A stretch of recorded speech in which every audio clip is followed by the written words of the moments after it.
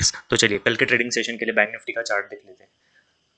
अगर हम मार्केट में थोड़ा पीछे जाके चार्ट्स देखें ओवरऑल 5-6 दिनों के, जब से सेलिंग स्टार्ट हुई है, तो मार्केट जो भी अपना लो बनाता है उसको वही दिन या उसके अगले दिन कहीं ना कहीं उसका लो ब्रेक करता है।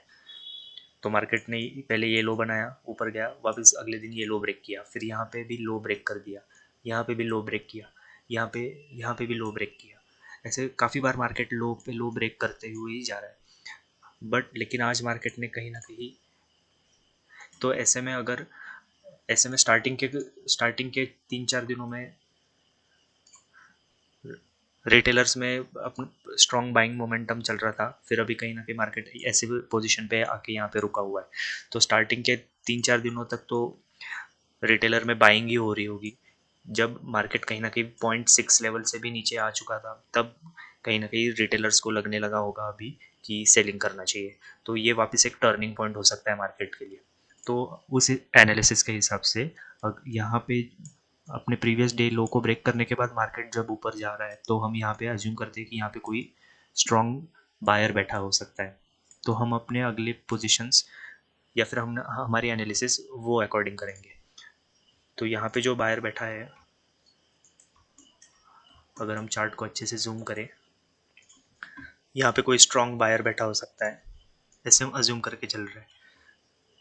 ये बाय यहाँ के बायर ने पहले एक स्ट्रॉन्ग मोमेंटम दिया, फिर वापस रिट्रेस किया। अगर हम ये रिट्रेसमेंट भी गिन लेते हैं, तो ऑलमोस्ट ये रिट्रेसमेंट 0.6 जो गोल्डन नंबर होता है वहाँ तक आया हुआ है। तो अच्छे खासे यहाँ पे जिस किसी ने भी 500 का ब्रेकआउट करने के बाद यहाँ पे जो जिसने भी बाइंग करने की कोशिश की होगी, सबको मार्केट निकाल चुका है वीक हैंड्स को अच्छे से। तो यहाँ पे नीचे जो बड़ा ऑपरेटर बैठा है वही अभी तक बैठा हो सकता है, और मार्केट ने वापस क्लोजिंग के वक्त एक ऊपर की साइड मोमेंटम किया था हल्का सा। तो ऐसे में अगर हमको कोई रेजिस्टेंस के आसपास बड़ा गैप अप या फिर छोटा गैप अप मिलता है, तो हम बाइंग ही करेंगे। अगर हमें फ्लैट मिलता है तो ये राउंड नंबर के आसपास ही मार्केट कहीं ना कहीं जिगजैग रह सकता है, क्योंकि कल बैंक निफ्टी की मंथली एक्सपायरी है। फिर भी हम थोड़ा वेट एंड वॉच करके करेंगे। तो हमारा यहाँ पे कोई प्लान नहीं रहेगा फ़िलहाल के लिए। सबसे अच्छा सेटअप हमारे लिए वो होगा अगर मार्केट गैप अप खुलता है, नीचे आता है, 500 का ब्रेकडाउन करता है, रिटेलर में दबा के सेलिंग करना चालू हो जाएगा, तो फिर इनकेस स्टॉप लॉसेस को टारगेट करते हुए और ये बायर के अकॉर्डिंग हम अपसाइड के मोमेंटम के लिए अपना प्लान बना सकते हैं। अगर मार्केट कहीं ना कहीं ये स्विंग या फिर कहीं भी यहाँ पे ये जोन में खुलता है, ये सब जोन में खुलता है मार्केट, तो हम सेलिंग का प्लान रहेगा। बट पर्सनली ज़्यादा मैं ट्रेड करने के लिए यहाँ पे मेरा कन्विक्शन कम है, तो यहाँ पे हम कोई ट्रेड प्लेस नहीं करेंगे और फ्लैट में भी हम ज़्यादा ट्रेड करने की कोशिश नहीं करेंगे। बस ये जो सेटअप है ये ऐसे अगर एक्टिवेट हुआ तो ही हम ट्रेड करेंगे फ्लैट में। तो यहाँ पे बायर है, यहाँ के बायर को निकाल दिया मार्केट ने, गैप अप में बाइंग करेंगे, फ्लैट में इसका ब्रेकडाउन हुआ तो बाइंग करेंगे, कंडीशनल है ये।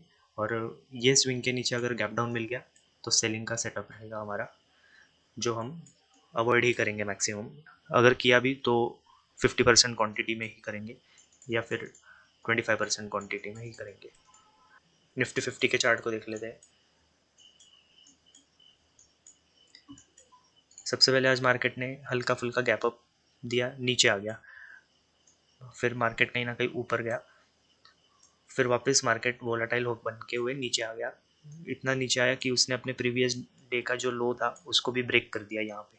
तो यहाँ पे फिर से सेलर्स एक्टिवेट हुए होंगे, रिटेलर में सेलिंग करने वाले लोग एक्टिवेट हुए होंगे, फिर उनको टारगेट करते हुए वापस मार्केट ऊपर गया, वापस मार्केट नीचे आया। तो अगर ये ब्रेकडाउन के बाद रिटेलर सेलिंग कर रहे होंगे तो यहाँ पे ऑपरेटर बाइंग कर रहा होगा लंबे टाइम फ्रेम के हिसाब से।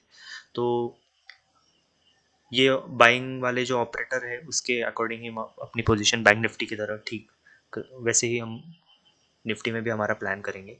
तो देखा जाए तो अगर यहाँ पे कोई स्ट्रॉन्ग बायर बैठा हो सकता है, ऐसे हम अज्यूम करते हैं। यहाँ पे रिट्रेसमेंट तो ऑलमोस्ट पूरा उसने नील कर दिया है, तो मार्केट ऊपर गया, नीचे आया, फिर वापस यहाँ पे डब्ल्यू बना के ऊपर गया है। तो अगर हमें ये रेजिस्टेंस जो हमारा कल का भी रेजिस्टेंस था, और ये दोनों रेजिस्टेंस है, अगर इनके आसपास कहीं ना कहीं ये जोन में मिलता है हमें मार्केट, तो गैप अप में हम बाइंग ही करेंगे, और फ्लैट में भी हम बाइंग ही करेंगे।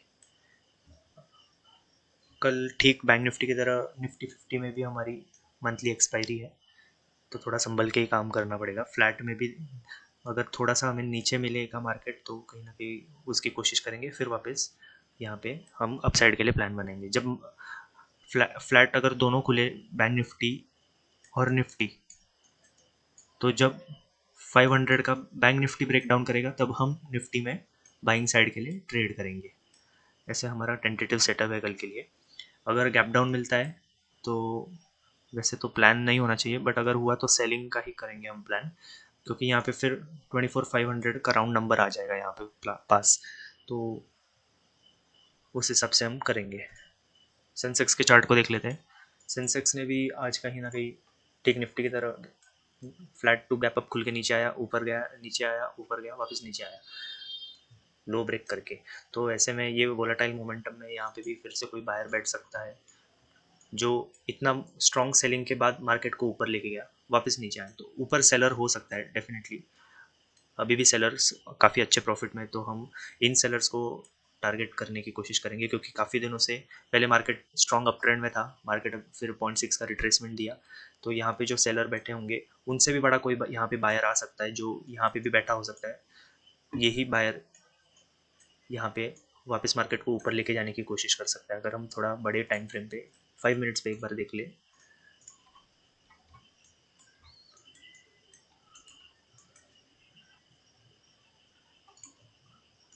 ये प्लान थोड़ा रिस्की है, बट रिस्क हमको लेना ही पड़ेगा।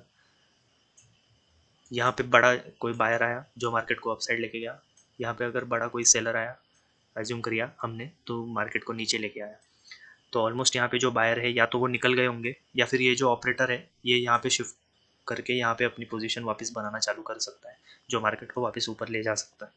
देखते तो कल के कल की ओपनिंग जैसे मिलती है उस पर ही सब डिपेंडेंट रहेगा। तो अगर हमें कल ये रेजिस्टेंस के आसपास या फिर इसके ऊपर हमको कहीं ना कहीं यहाँ पे अगर हमको ये जोन में मिलता है मार्केट ओपनिंग इसका, तो हम बाइंग ही करेंगे ब्लेटेंटली।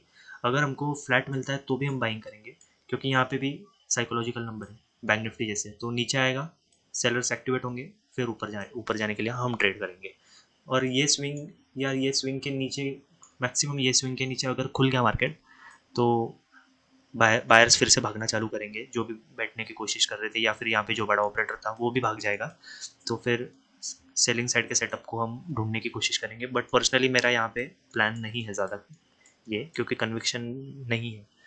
ऑलरेडी काफ़ी दिनों से मार्केट सेलिंग करता हुआ ही आ रहा है, तो एक रिट्रेसमेंट फिर से होना पेंडिंग है। आज के दिन में ये वाला मोमेंटम आया, ऐसे कहीं ना कहीं जिगजैगी मोमेंटम हुआ है, तो एक और थोड़ा सा जाना चाहिए, सच दैट कि हम अगर ऊपर से नीचे का रिट्रेसमेंट लगाए तो ये 0.6 के आसपास तक तो हम टारगेट कर ही सकते हैं। इसको अगर हम चार्ट पे देखें,